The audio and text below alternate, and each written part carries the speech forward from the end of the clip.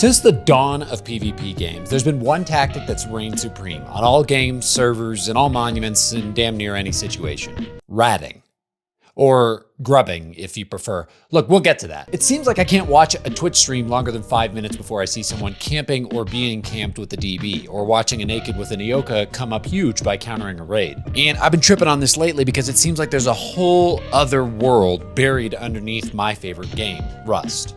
Also, because I kind of suck at it. Look, I know I've lived a privileged life, okay? For the last thousands of hours, I've played in a big group of friends and never wanted for much. I log on to whatever server we're playing on and typically already have a kit ready with resources to burn and sometimes even boom to send. Why would I need to go camp Oxums with an Ioka like the filthy riffraff? That's disgusting! But lately, it seems like everyone I play with has a favorite camping spot or sleazeball tactic that nets them a whole mess of loot without very much effort or even skill. It's like finding out that all your friends watched some TV show or movie when they were growing up, and now you're catching up so that you don't feel left out. So in keeping with the comments likening me to a more autistic General Sam if he was a Rust player, I've decided to do a video on how to play like a sleazebag. Yoink! So I asked a few buds to show me around a server and teach me how to come up big on loot, even though I'm a pampered little fancy fish out of water when it comes to this stuff. But here's some quick hits just so that those of you severely afflicted with short-form brain rot have something to watch before you chase a butterfly away from your computer screen or something. I feel like jumping up here at Oxums is a rite of passage for every Rust player. Getting up here with a nail gun and ripping through the horde of poor naked bastards that are looking for a green card is a special satisfaction. Just get a buddy to boost you up here, or if you close this door right here and then you crouch jump into the gap and then spam jump, you can get up there solo. Or a lot of people don't know about this one in the recycler room. With a freshly greased spacebar, you can get up onto the car lift from the workbench. Just crouch up onto the little counter here, and then you can even jump to the next leg of it with a little bit of patience. No one looks up here. The Ioka works wonders here at these tier 1 monuments. 30 metal frags you can get from hitting like 1 barrel and recycling and a little bit of wood. My buddy Garahelm actually showed me this. Recycling 2 empties gets you 1 full Ioka. It's like some sick Ouroboros of recursive prim gameplay. Honestly, you don't want to think about the depths of Ioka usage you have to reach to come to these realizations. It really eats away at you. One mistake a lot of rats make when you find those early hemp plants for cloth is making a bow. I really don't want my start on a server to depend on something as high skill ceiling as a bow fight. What you really want are bags. Think of these like 1-up lives in a Sonic game that let you keep playing on the level you left off on if you die. Or if you're playing the much edgier Shadow the Hedgehog the game and you fall off a cliff to a T-rated curse word. Damn, shit, oh hell. I can't remember what else he says. If you're in a bush or a wooded area, believe it or not, you'll actually have a much harder time being white. Your pastry white ass stands out much more clearly than the darker skinned characters.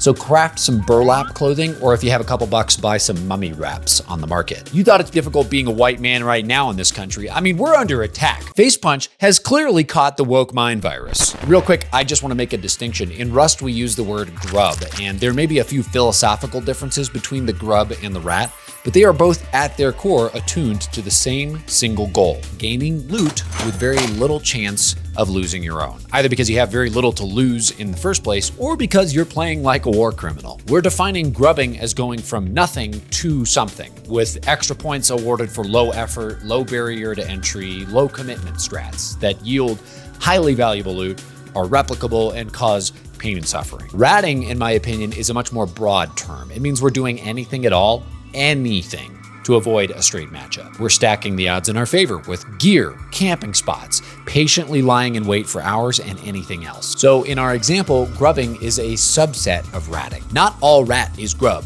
but all grub is rat. I asked a generative AI model to create a chimera of a grub and a rat, and I would get demonetized if I showed it to you.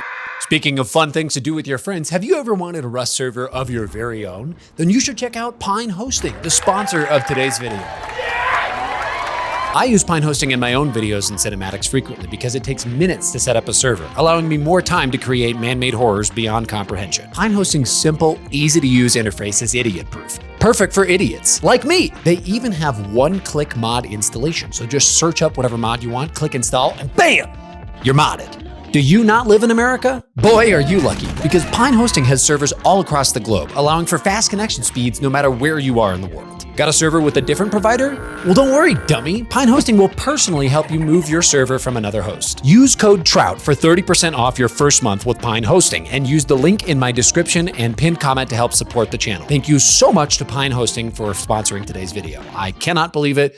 This is 100% serious. I cannot believe I have a sponsor for this video. Don't forget to use my code. I love using codes. Using codes is so much fun. Whee! Let's take a look at the tools of the trade. Because ratting is not just what tactics and tricks you can use while butt naked all the way to AK. Along the way, we'll hit certain milestones of gear that open up entirely new worlds of red delights to you. We're gonna go through a few of them. First off, the DB.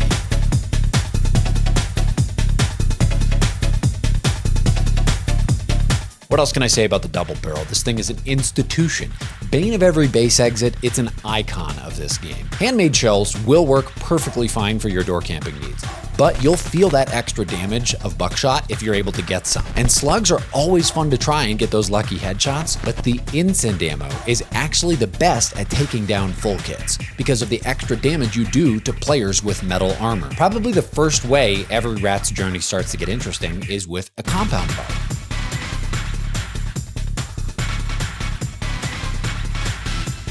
Fully charged, you can take a full kit down with 2 headshots and a hazy in 1. And the temptation I always have is to get up close and personal and to try and find a bush and hope to get an easy headshot on a geared guy that's running by. And let me tell you, this is oh so satisfying when it does happen.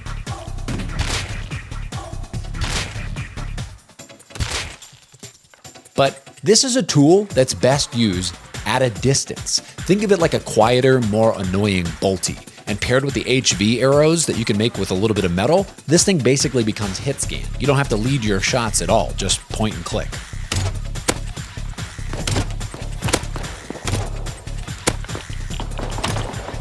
And we've been doing this idiotic thing with the siege towers that they introduced in the Prim update. They're pretty easy to maneuver into a disgusting little camping spot at a monument. And if you stick to the tree lines, most people don't give it a second thought. Oh, beautiful. Oh, beautiful. The trees. This is so good. Oh, my God. Oh. Full kit. Ad Oxums, running fast. Sperm kit. 250. I hit him. No. Putting compound bows in bush turrets or on the train tracks is not ratting. This is outsourcing your own job to AI. And if you do this, you are bad and should feel bad. You know what's better than using turrets? Being the turret. My friend Higgs lately is obsessed with this base design where you take a 2x1 and you put these wizard cap peaks on top. The campfires form like a natural ramp that you can use to find multiple angles, and these roofs make it harder for people to see you and shoot back. Just poot one of these down in a wooded area or next to a road or train tracks and wait for the loot to roll in, baby.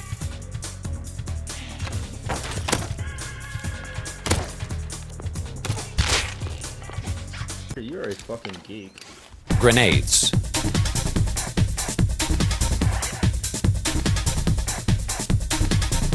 Did you know that you can buy a grenade from Outpost for like 10 scrap? What is that, like 2 junk piles? This is an insta-kill if you land it within the general vicinity of any full kit. It doesn't matter what they're wearing. Lately, they've made camping the Outpost elevator a little bit more difficult because the safe zone has actually been extended further down the tunnel. But you just have to go down like 4 more flights of stairs, and this is still entirely possible.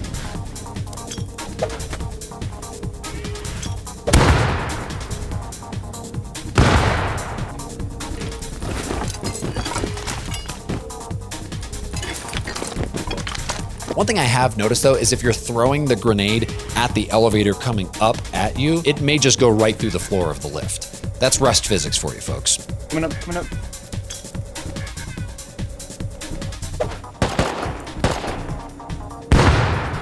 No hit markers. What the fuck? Did it go through? It went through. Yeah.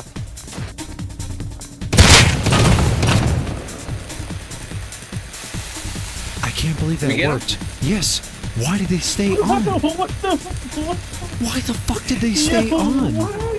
That's so fucking funny. Why the fuck did that work? That's amazing. If you bank the shot off of the walls of the elevator shaft, you can get it to work sometimes. But I've honestly just had more luck catching people while they're going down. You can still absolutely come up big with the Outpost elevator, but everybody expects it here. I mean, this has been a thing for years, so you may be waiting for a while because people avoid it.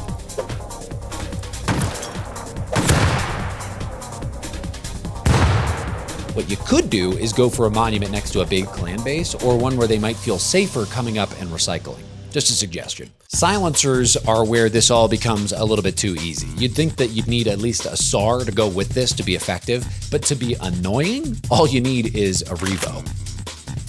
The one in blue right now. Yep. Hit him once. There's another one behind him. Another one behind him. Hit him 3 times. Headshot him. He's down.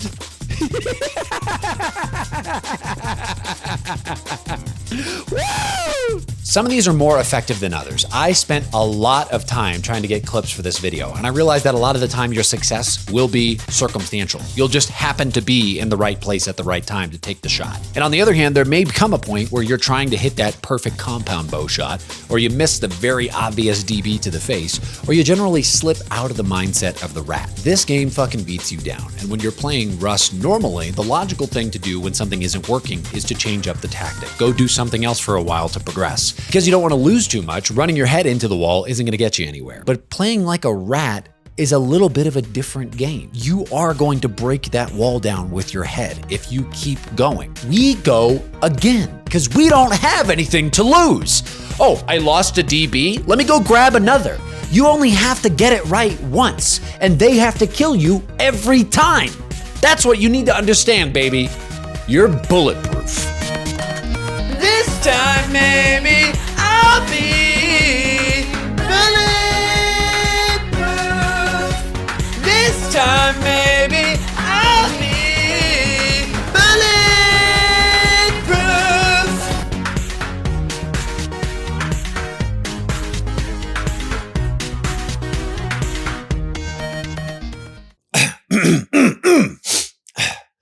Door camping. This is a time-honored tradition of every Rust player. Scientists in Birmingham have actually recently discovered a network of cave paintings depicting early Rust players camping outside their neighbor's cave.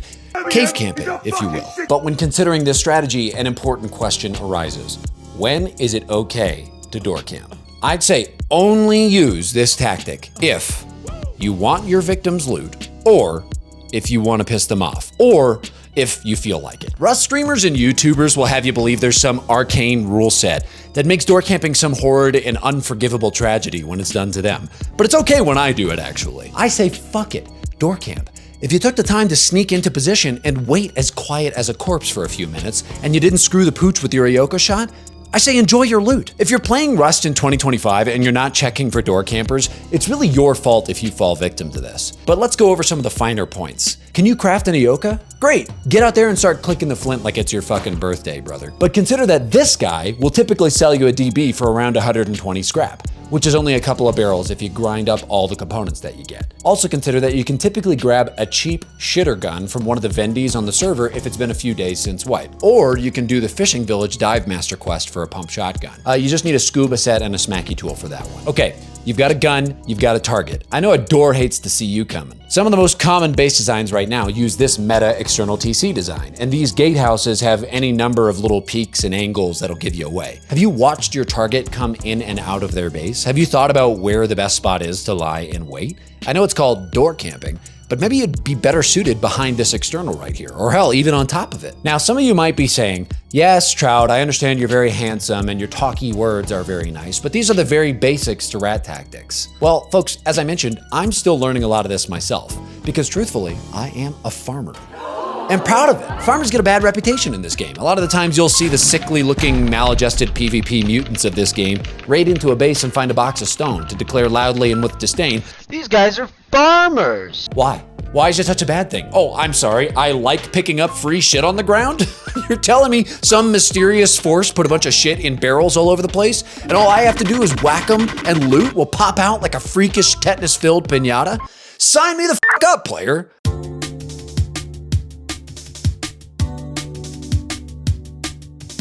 I have a few favorite spots at monuments to show you just to get your creative juices flowing. This is by no means a comprehensive list because I gotta leave a little bit to the imagination. Dome. I love Dome because it seems like it's just a foregone conclusion that you run it if you happen to be in the area, whether you're wearing burlap with a bow or you've got a full kit. You could be running home with an inventory full of farm, but you see those gorgeous, juicy, succulent, scrumptious crates up top and you think, yeah, I can run Dome real quick. I mean, ever since they took away the dreaded Dome jump, there's really no reason not to go grab the easy loot. Hey, rest in peace, Dome jump. Let's get some Fs in the chat for Dome jump. Easiest spot to camp? Right here in these bushes on the way up. You could wait until they're up on this platform with you, but I like to get them on this tight wire railing while they're distracted. Or you could take this ring all the way around for a killer spot for death from above. Another spot is this bush right here at the top. I like it because it works to set up and camp, or you can use it as a hiding spot if someone's looking for you. There's loads of spots in power too. I think 98% of new gens don't know about this little pipe here, for example. It'll get you a free kill on anyone running the power plant green room puzzle. You could wait until they come out of the puzzle and are coming out loaded with loot, but I'd kill them going in so that they don't try to jump out the top or something. To get here, you'll need a little bit of health and rad protection. Just find the broken cooling tower right here and crawl under this debris. And if you want to take as little damage as possible, hold W into the opposing wall of this pipe. It's a little finicky, but sometimes you won't take any damage. There's also these spots that my friend Burr showed me. I think you can do it from the staircase. Oh, you can just do it from the other side. Yeah. Okay, nice. But it can give you better peeks on the roof. If someone's like, look at the car door. Yeah.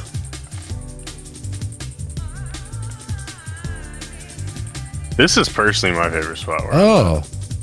Okay. I like this spot because people like to go up there. So if like ratting in this corner, they'll go up and you can almost always get an angle on them from underneath right here. In order to get in this spot, you have to come from the top of the tower. So you have to jump down on this over here. Okay. Crouch right in here. Oh wait, you have to jump out. Yeah, you jump out. But you can ride the wall down. Like you'll see there's a little piece of metal sticking out of the wall at the bottom. Yeah, it took 10 damage. That's awesome. But I mean, look, you can also just peek out here. Where's you right have here? Oh yeah. Like right here. You have the whole crate area. Oh, that's good. Is there any other way to get to the spot that I'm in? No, you have to go up that ladder. I can't shoot you. I can't do anything. Yeah. That's pretty good. I like that. Get up here.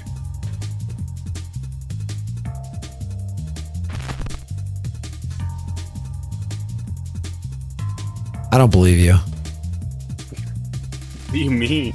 Believe me, dude. Because you'd have to make it like right here, right? Your feet would have to be right there. Yeah.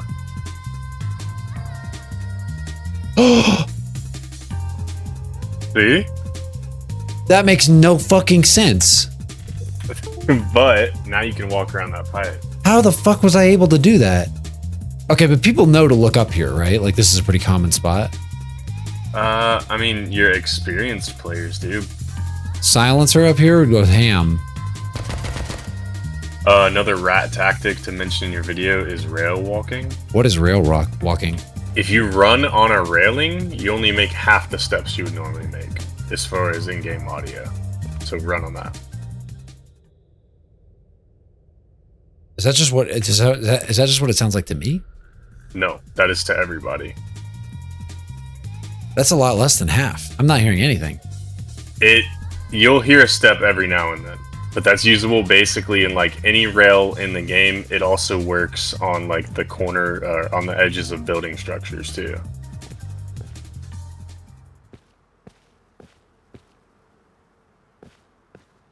You see what I mean? Like every other footstep.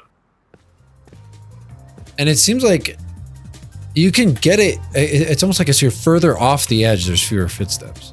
Mm-hmm.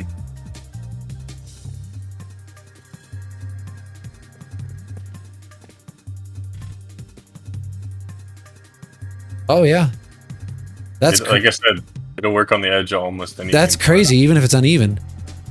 Like let's say you want to push green, right? Yeah. Yeah, right here. Completely silent. Mm-hmm. What the fuck?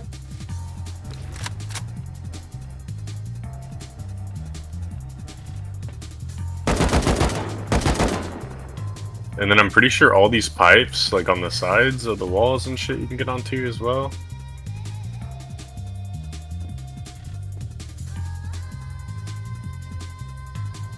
Oh, that's good. I mean, this right here is crazy good. Let me see.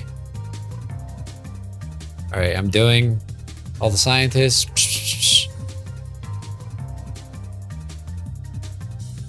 That's pretty fucking good. Yeah. Wait till they like are looting a scientist or something like that, and then. Yep. That's really good. Great stuff. I think rat gameplay appeals to anyone who's ever been an underdog. Every Rudy, every Alamo, and every Pee Wee Herman sees themselves in the DB camping Rust player with visions of riches. The proverbial David and Goliath story of Rust, making the mighty fall to their knees with a well-placed compound bow shot to the face, is a wildly relatable story to us as humans. This appeals to something deep in our souls. Maybe, if you're new to Rust, or if you've tried it before and given up because of the more skilled and better equipped players, it seems like an impossible hill to climb. But that's the beauty of the rat. He doesn't care about losing a DB. He'll go get another one, and he'll go back. He'll get a lucky one-click Ioka shot on you, or if he doesn't, he'll grab 30 more metal frags and try again. He only has to succeed once. Believe me when I say, after you get that first Ioka kill, you'll know it's worth it.